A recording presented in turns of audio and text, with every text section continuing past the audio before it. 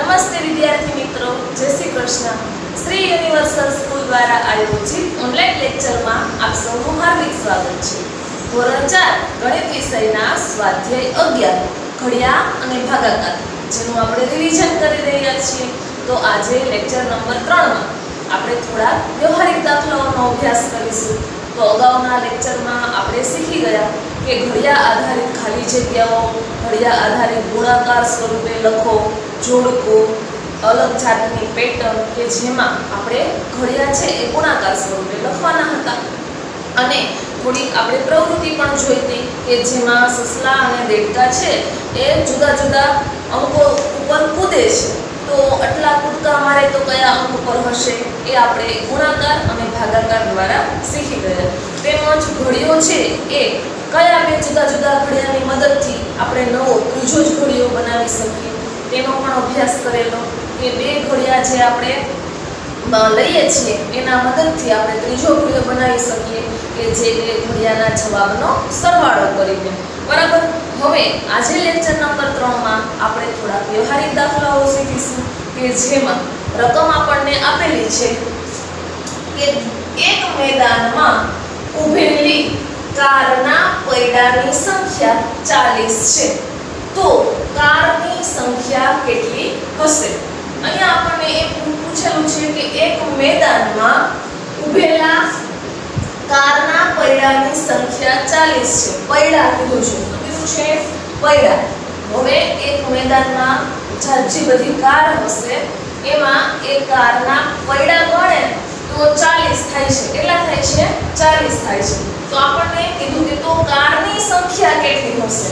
હવે કારની સંખ્યા આપણે શોધવાની છે। तो सौ प्रथम तो આપણે અહીંયા એક કારમાં કેટલા પૈડા હોય એ નક્કી કરવાનું રહેશે। તો આપણે અહીંયા લખશું કે એક કારને તમે બધાએ કાર તો જોઈ જ હશે, બરાબર ને? તો એક કારમાં કેટલા પૈડા હોય? તો કે 4 પૈડા। તો પહેલા તો આપણે એક કારમાં કેટલા પૈડા હોય એ શોધવું પડે। તો આપણને બધાને ખબર છે કે એક કારને 4 પૈડા હોય છે। આ વિગત આપણે લખવી ખાસ જરૂરી, કારણ કે તો જ આપણે આગળ દાખલાની ગણતરી કરી શકીએ। હવે એમ કીધું છે કે મેદાનમાં ઊભેલી કારના પૈડાની સંખ્યા 40 છે। તો કારની સંખ્યા શોધો।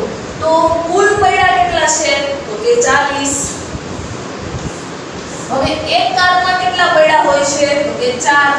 તો આપણે એના ભાગ પાડી નાખશું। 40 ના 4 4 4 એમ ભાગ પાડશું। भाग पाडवाना छे એટલા માટે ભાગાકાર કરવો પડે। હવે તો કે 4 નો ઘડિયો બોલશું કે 4 થી ન વધે। 4 એકા 4, 4 માંથી 4 બાદ કરીએ તો 0, ઉપરથી ઉતાર્યા 0, ભાગ આગળ ચાલે નહીં એટલે ભાગમાં પડી 0। અહીંયા આપણો દાખલો પૂરો થાય છે। એટલે કે મેદાનમાં ઊભેલી કાર કેટલી હશે? તો કે 10 કાર હશે। હવે 10 એ 10 કારના તમે 4 4 4 4 એમ 10 વખત 4 કરો એટલે કેટલા થાય? તો કે 10 × 40। તો આપણને પૈડાની સંખ્યા મળી ગઈ। બંને રીતે જવાબ આપણો એક સરખો થાય છે। તો આપણે સૌપ્રથમ આ વિગત લખવી પડે કે એક કારને 4 પૈડા હોય છે। આપણે પહેલા એ વિગત લખી કે એક કારને 4 પૈડા હોય છે। હવે કુલ કેટલા પૈડા છે? તો કે 40। 40 ને 4 સાથે ભાગાકાર કરી નાખીએ એટલે કે 4 દાણ 40 એમ પણ કરી શકીએ અને 10 ચોક 40 તો એમ પણ આપણો જે કુલ પૈડા છે એની સંખ્યા આપણને મળી જાય છે। તો અહીંયા આપણે લખીએ કે માટે કારની સંખ્યા કેટલી હશે? તો કે 10 હશે। માટે કારની સંખ્યા 10 હશે। હવે એના જેવો જ આગળ બીજો દાખલો આપેલો છે કે પ્રાણી સંગ્રહાલયના એક પિંજરામાં પૂરેલા પોપટના પગની સંખ્યા 100 છે। હવે અહીંયા આપણને કુલ પગની સંખ્યા આપી દીધી છે કે પોપટ છે પાંજરામાં પૂરેલા પોપટ એના કુલ પગની સંખ્યા 100 છે। તો તે પિંજરામાં કેટલા પોપટ હશે? હવે તમારે પહેલા તો સૌપ્રથમ એ વિચારવાનું છે કે પોપટને કેટલા પગ હોય? તો કે એક પોપટના 2 પગ હોય છે। હવે કુલ પગ કેટલા છે? તો કે 100 પગ છે। તો તમને ખ્યાલ તરત આવી ગયો હશે કે પાંજરામાં 50 પોપટ હશે, બરાબર ને? તો હવે આપણે આગળ જોઈએ કે સૌપ્રથમ લખશું કે એક પોપટને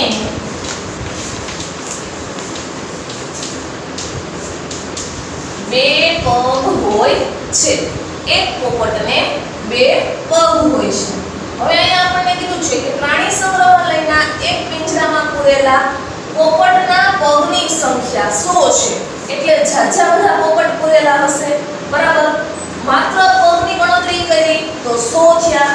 હવે આપણને કીધું છે કે તો તે પિંજરામાં કેટલા પોપટ હશે? તો આપણે લખ્યું કે એક પોપટને બે પગ હોય છે.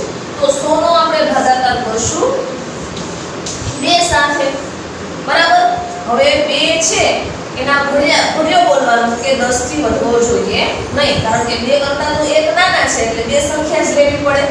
તો 10 છે તો 2 પંચા 10, 10 માંથી 10 બાદ કરીએ તો 0, એક શૂન્ય વધી અને નીચે ઉતારીએ તો આગળ ભાગ ચાલતો નથી એટલે ભાગમાં પડી 0.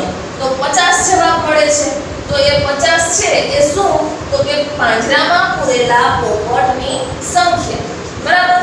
જ્યારે આ પ્રમાણેના દાખલા આવે ત્યારે સૌપ્રથમ તો આપણે એક વસ્તુ કે જે તે સંખ્યા છે એ નક્કી કરવાની રહેશે. અહીંયા કીધું કે એક પોપટને બે પગ હોય છે, એ આપણે નક્કી કરવાનું. ત્યારબાદ જ આપણે 100 નો 2 સાથે ભાગાકાર કરી શકીએ. અહીંયા કેમ લખ્યું કે એક કારને 4 પૈડા હોય છે, ત્યારબાદ જ આપણે 40 નો 4 સાથે ભાગાકાર કરી શકીએ. તો હવે અહીંયા લખશું કે માટે પિંજરામાં પૂરેલા પોપટ કેટલા હશે? તો કે 50. અહીંયા લખીએ કે પિંજરામાં 50 પોપટ હશે. તો વિદ્યાર્થી મિત્રો આ બધી છે એ વિગત કહેવાય. આપણે પરીક્ષામાં આ પ્રમાણેના વ્યવહારિક દાખલા હોય ત્યારે આ વિગત છે બધી એ ખાસ લખવી પડે કે આપણને જે તે પ્રશ્ન પૂછેલો છે એ પછી આપણે આ રીતના વાક્યમાં લખવો પડે, એને વિગત કહેવાય, બરાબર? અહીંયા આપણે લખ્યું એક કારને 4 પૈડા હોય છે, અહીં પોપટને 2 પગ હોય છે, એ આપણે પહેલા દર્શાવવું પડે, ત્યારબાદ જ આપણે દાખલાની ગણતરી કરી શકીએ. તો આ પ્રમાણેના બીજા આગળ વ્યવહારિક દાખલાઓ જોઈ લઈએ.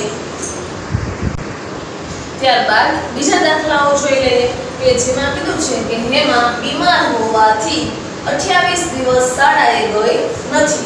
હવે અહીંયા હેમાની વાત કરેલી છે કે એ બીમાર હોવાથી 28 દિવસ સુધી શાળાએ ગઈ નથી. તો તે કેટલા અઠવાડિયા શાળાએ નથી ગઈ? આપણને પૂછેલું છે કે કેટલા અઠવાડિયા. તો સૌપ્રથમ આપણે આગળના દાખલામાં જોયું હતું કે એક કારને 4 પૈડા હોય છે, એક પોપટને 2 પગ હોય છે, એ વિગત લખેલી હતી, બરાબર? તો અહીંયા પણ આપણે સૌપ્રથમ લખવું પડશે કે એક અઠવાડિયા બરાબર કેટલા દિવસ થાય. તમને બધાને ખ્યાલ હશે કે એક અઠવાડિયું બરાબર 7 દિવસ થાય. તો આપણે અહીંયા સૌપ્રથમ લખશું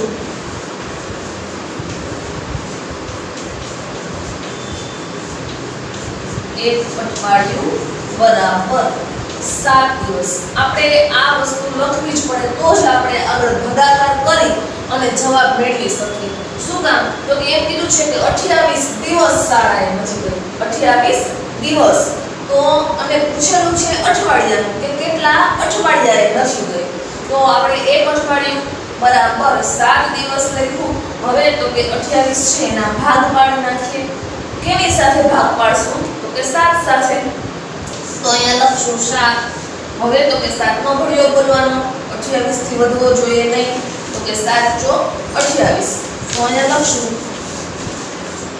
28 માંથી 28 બાદ કરીએ તો 0. તો 4 જવાબ આવ્યો. 4 છે શું? તો કે હેમા 4 અઠવાડિયા શાળાએ નથી ગઈ. તો આપણે અહીંયા લખશું કે માટે હેમા 4 અઠવાડિયા શાળાએ ગઈ નથી.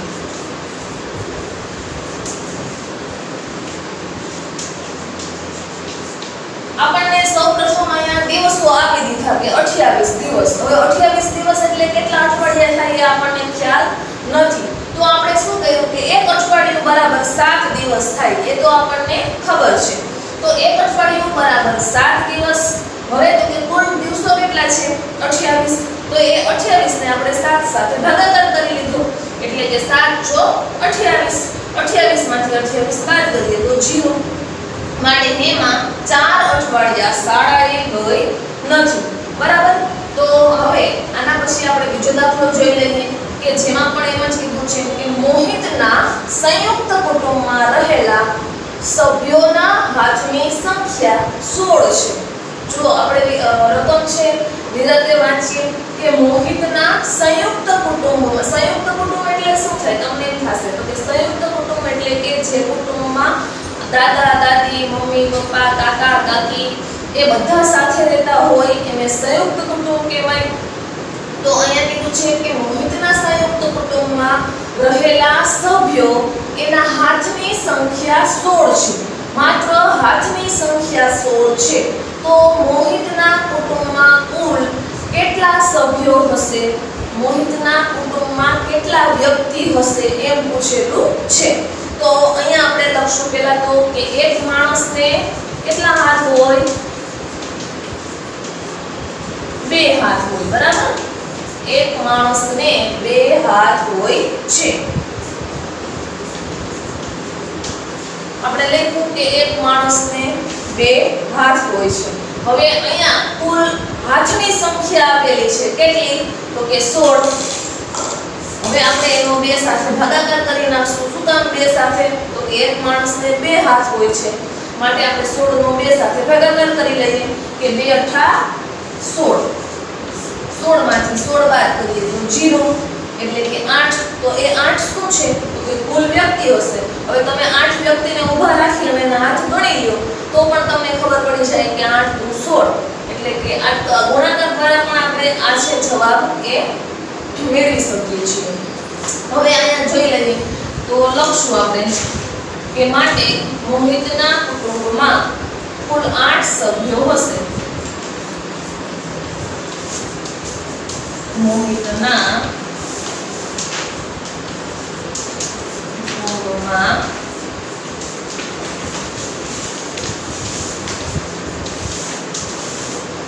કુલ 8 સભ્યો હશે। તો વિદ્યાર્થી મિત્રો ફરીથી આપણે આગળના દાખલાઓ જોઈ લઈએ કે હેમા બીમાર હોવાથી 28 દિવસ સુધી શાળાએ ગઈ નથી। તો તે કેટલા અઠવાડિયા નથી ગઈ તો આપણે સૌપ્રથમ લખવું પડે કે એક અઠવાડિયું બરાબર 7 દિવસ થાય। પછી તો કે 28 ભાગ્યા 7 કરવાના, 7 × 28 એટલે કે હેમા છે એ 4 અઠવાડિયા શાળાએ ગઈ નથી। ત્યારબાદ છે મોહિતના સંયુક્ત કુટુંબમાં રહેલા સભ્યોના હાથની સંખ્યા 16 છે। તો મોહિતના કુટુંબમાં કુલ કેટલા સભ્યો હશે તો આપણે સૌપ્રથમ લખ્યું કે એક માણસને 2 હાથ હોય છે। હવે 16 ભાગ્યા 2 કરી એટલે કે 2 અઠા 16। તો આ 8 મળી જે સંખ્યા એ મોહિતના કુટુંબમાં કુલ 8 સભ્યો હશે। તો જ્યારે પણ આપણે આવા વ્યવહારિક દાખલાઓ આવે તો આપણે વિગત દ્વારા સ્પષ્ટતા કરવી પડે।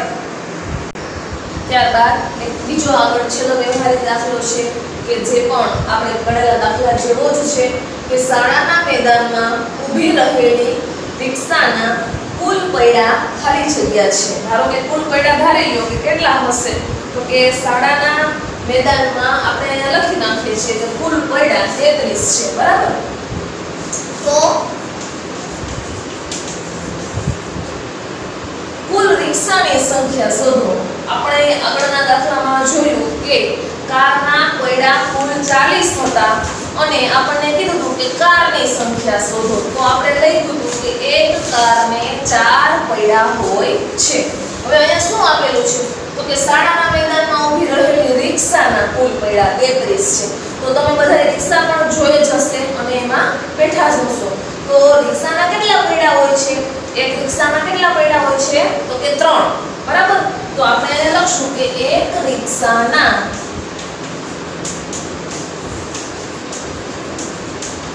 3 પૈડા હોય છે। હવે આપણને એમ કીધું છે કે મેદાનમાં ઊભી રહેલી રિક્ષાના કુલ 33 પૈડા છે। 33 પૈડા છે તો રિક્ષાની સંખ્યા શોધો। તો હવે આપણે શું કરશું તો કે આ 33 છે જે કુલ પૈડા એનો 3 સાથે ભાગાકાર કરશું। શું કામ 3 સાથે તો કે એક રિક્ષા રિક્ષાના 3 પૈડા હોય છે એટલા માટે. હવે આપણને જે અહીંયા સંખ્યા મળશે ભાગફળમાં એ રિક્ષાની સંખ્યા હશે. તો 3 નો ઘડિયો 3 થી ન વધવો જોઈએ એટલે 3 એકા 3, 3 માંથી 3 બાદ કરીએ તો 0, ઉપરથી ઉતાર્યા 3, ફરીથી તો કે 3 એકા 3, 3 માંથી 3 બાદ કરીએ તો 0. તો આપણને 11 જે મળ્યા એ રિક્ષાની સંખ્યા કહેવાય. તો આપણે લખશું કે મેદાનમાં કુલ માટે મેદાનમાં 11 રિક્ષા હશે. માટે મેદાનમાં 11 રિક્ષાઓ હશે. હવે 11 રિક્ષા, એક રિક્ષાના 3 પૈડા, તો 11 રિક્ષાના કેટલા? તો કે 11 તેરી 33. તો આપણે એ પ્રમાણે જોઈ અને જવાબ છે એ ચેક કરી શકીએ કે સાચો છે કે ખોટો. તો વિદ્યાર્થી મિત્રો, આજે આપણે જે વ્યવહારિક દાખલાઓ જોયા એમાં ખાસ વિગત લખવાની છે. દાખલાની ગણતરી માટે સૌપ્રથમ તો આપણે એક વસ્તુ છે એની જે તે સંખ્યા નક્કી કરવાની કે એક પોપટના 2 પગ, એક કારને 4 પૈડા, એક અઠવાડિયાના 7 દિવસ, એક રિક્ષાના 3 પૈડા. આ પ્રમાણે આપણે પહેલા એક વસ્તુની ચોક્કસ સંખ્યા નક્કી કરી ત્યારબાદ આગળનો દાખલો ગણવાનો અને વિગત લખવાની રહેશે.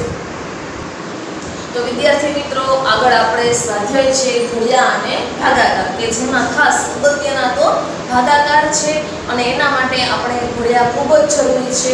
તો ઘડિયા 1 થી 20 આપણને આવડવા જરૂરી. તો આપણે અગાઉના લેક્ચરમાં થોડા ગુણાકાર છે એનું રિવિઝન કરેલું કે બે સંખ્યાવાળા ગુણાકાર હોય તો આપણે સૌપ્રથમ દશકનું શૂન્ય મૂકી ત્યારબાદ ગુણાકાર કરવાના હોય છે. હવે આજે આપણે ફરીથી થોડા ભાગાકારનું રિવિઝન કરી લઈએ કે ભાગાકાર છે એમાં ભાગફળ કોને કહેવાય, શેષ કોને કહેવાય. બરાબર. તો ભાગાકાર છે એમાં પહેલી રકમ છે 93 ભાગ્યા 3, એટલે કે અહીંયા 12ની સાઈડમાં જે સંખ્યા હોય એનો ઘડિયો બોલવાનો. 3 છે, 3 નો ઘડિયો કેનાથી વધવાનો જોઈએ તો કે 9 થી. તો 3 એકા 3, 3 દુ 6, 3 તેરી 9, 3 ચોક 12 તો વધી જાય. આપણે ઘડિયો છે એ અહીંયા જે તે સંખ્યા હોય એનાથી વધવો જોઈએ નહીં. તો 3 તેરી 9, 9 માંથી 9 બાદ કરીએ તો 0, ઉપરથી ઉતાર્યા 3. હવે તો કે 3 એકા 3, 3 એકા 3, 3 માંથી 3 જાય તો 0. તો અહીંયા જે નીચે વધે છે એને શેષ કહેવાય અને ઉપર જે આપણો જવાબ આવે છે એને ભાગફળ કહેવાય. તો એ જ પ્રમાણે આગળ બીજો દાખલો છે 56 ભાગ્યા 4. તો 4 નો ઘડિયો બોલવાનો રહેશે. 4 ના ઘડિયો છે એ 5 કરતા વધવો ન જોઈએ. તો 4 દુ 8 તો વધી જાય. 4 એકા 4, 5 માંથી 4 બાદ કરીએ તો 1, ઉપરથી ઉતાર્યા 6. હવે તો કે 4 નો ઘડિયો છે એ 16 થી વધવો ન જોઈએ. 4 દુ 8, 4 તેરી 12, ચોકે ચોકે 16. તો અહીંયા લખશું ચોકે ચોકે 16. 16 માંથી 16 બાદ કરીએ તો 0, એટલે કે આપણું ભાગફળ જવાબ મળે છે 14. હવે આપણે જવાબ અને આનો ગુણાકાર કરીએ તો પણ આપણને આ સંખ્યા મળી જાય. 14 ચોક 56, 31 ગુણ્યા 3 કરીએ એટલે 93 જ થાય. બરાબર. તો ગુણાકાર દ્વારા પણ આપણે ચેક કરી શકીએ કે આપણો ભાગાકાર સાચો છે કે ખોટો. તો વિદ્યાર્થી મિત્રો, અહીંયા તો આપણને નાની નાની સંખ્યાઓ આપેલી છે કે 3, 4, 3, 5, એટલે કે 1 થી 10 સુધીના ઘડિયા જ આપણે બોલવાના છે. પણ આગળ બીજા ભાગાકાર છે કે જેમાં અહીંયા 12, 19, 18 એ રીતના આપેલા હોય તો આપણે 1 થી 11 થી 20 ના ઘડિયા છે એ આવડવા જરૂરી. જો આપણને 11 થી 20 ના ઘડિયામાં 18 નો અહીંયા કીધો હોય ભાગાકાર કરવાનો અને 18 નો ઘડિયો જ ન આવે તો આપણે એ ભાગાકાર કઈ રીતના કરી શકીએ? એટલા માટે જ ભાગાકાર માટે ઘડિયા ખૂબ જરૂરી છે. ફરીથી 3 ભાગ્યા 42 ભાગ્યા 3. તો અહીંયા 3 નો ઘડિયો બોલવાનો છે કે જે 4 કરતા વધવો ન જોઈએ. તો 3 એકા 3, 4 માંથી 3 જાય તો 1, ઉપરથી ઉતાર્યા 2.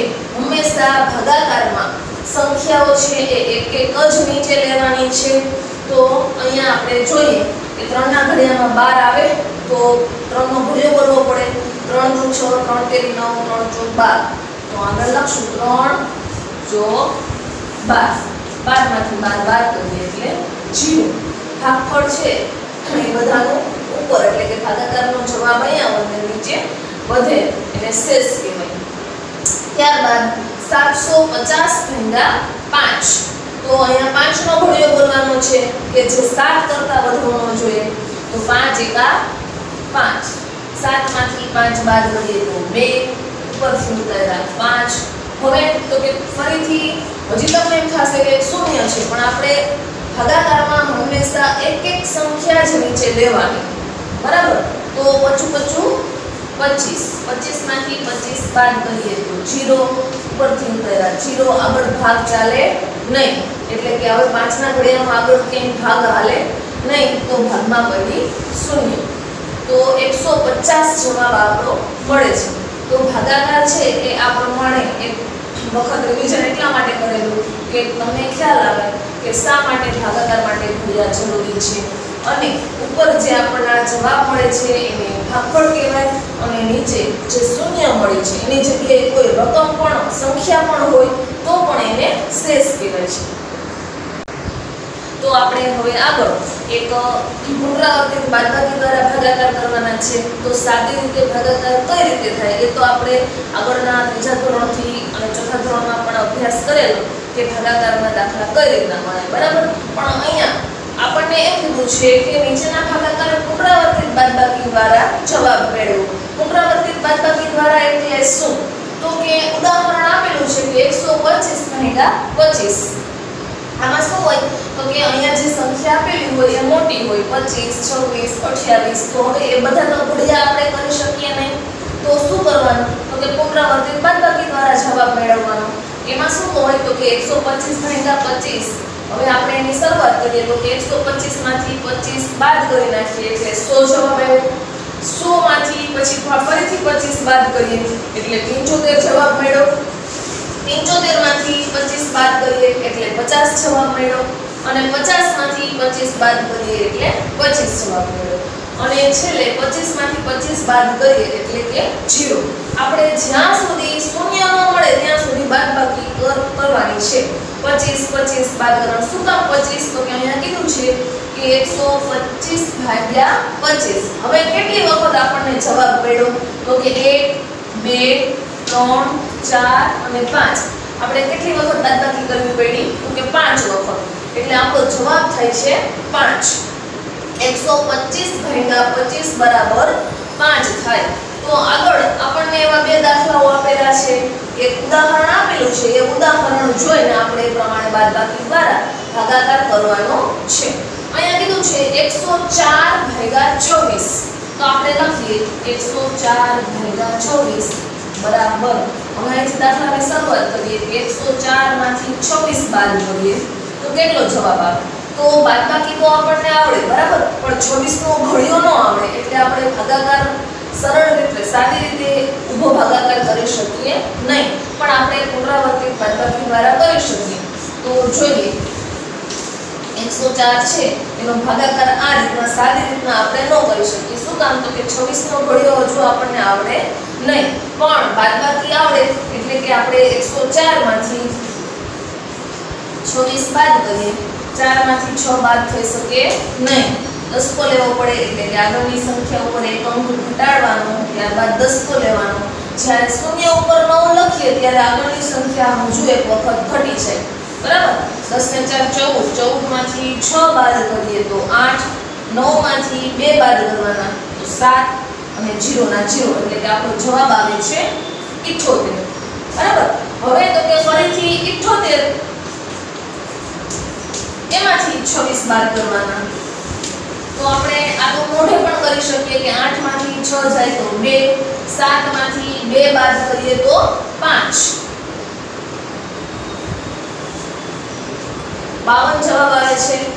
હવે ફરીથી આગળ 52 માંથી 26 બાદ કરવાના છે. તો બાદબાકી કરીએ, 2 માંથી 6 બાદ ન થાય, દસકો લેવો પડે, એટલે કે આગળની એક સંખ્યા ઓછી.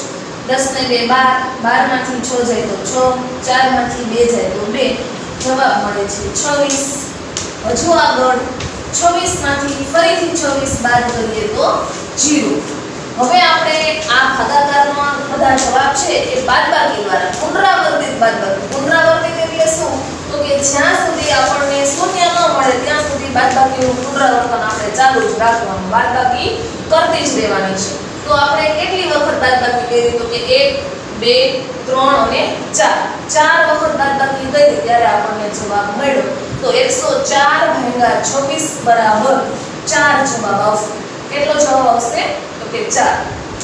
હવે આગળ એ જ પ્રમાણે હજુ બીજો દાખલો આપેલો છે 120 ભાગ્યા 30. તો 120 ભાગ્યા 30 છે તો આપણે બધીમાં 30 30 બાદ કરવાના થશે. કેટલા કેટલા? 30 30. તો અહીંયા લખીએ 120 - 30 બરાબર 120 માંથી 30 બાદ કરીએ તો કે 20 તો વયા ગયા. 100 માંથી હજુ 10 કાઢીએ. બાદબાકી છે કે આ તો મૌખિક થઈ જાય કારણ કે 120 એમાંથી 30 બાદ કરવાના છે તો વધે 90. આ એક જવાબ મળ્યો. હવે આગળ ફરીથી 90 માંથી 30 બાદ કરીએ તો 90 માંથી 9 માંથી 3 બાદ કરીએ તો 6 0 ના 0 60 જવાબ મળ્યો. હજુ આગળ 60 માંથી 30 બાદ કરીએ તો 30 અને આગળ 30 માંથી 30 બાદ કરીએ તો 0. તો જ્યાં સુધી આપણે બાદબાકી છે એ છેલ્લે શૂન્ય ન આવે ત્યાં સુધી કરવાની છે. તો કેટલી વખત આપણે બાદબાકી કરી? તો કે એક વખત 90 જવાબ આવ્યો, બીજી વખત 60, ત્રીજી વખત 30 અને ચોથી વખત 0. બરાબર. તો આપણે 4 વખત બાદબાકી કરી ત્યારે આ ભાગાકારનો જવાબ મળ્યો.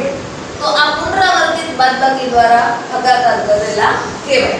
તો અહીંયા આપણે લખશું જવાબ 4. 120 ભાગ્યા 30 બરાબર 4. હવે આ ભાગાકાર તમે ઊભો કરીને જુઓ તો પણ તમારે 4 જ જવાબ મળે. 125 ભાગ્યા 25 ઊભા કરીએ તો પણ 5 જવાબ મળે અને 104 ભાગ્યા 26 નો ઘડિયો ન આવે પણ ગુણાકાર દ્વારા આપણે કરી અને જોઈએ તો પણ આપણને 4 જવાબ મળે. તો ભાગાકાર છે એ બે રીતે થઈ શકે, એક તો સાદી રીતે અને એક પુનરાવર્તિત બાદબાકી દ્વારા. તો આ આપણે રકમ છે એ પુનરાવર્તિત બાદબાકી દ્વારા કરેલા ભાગાકાર કહેવાય.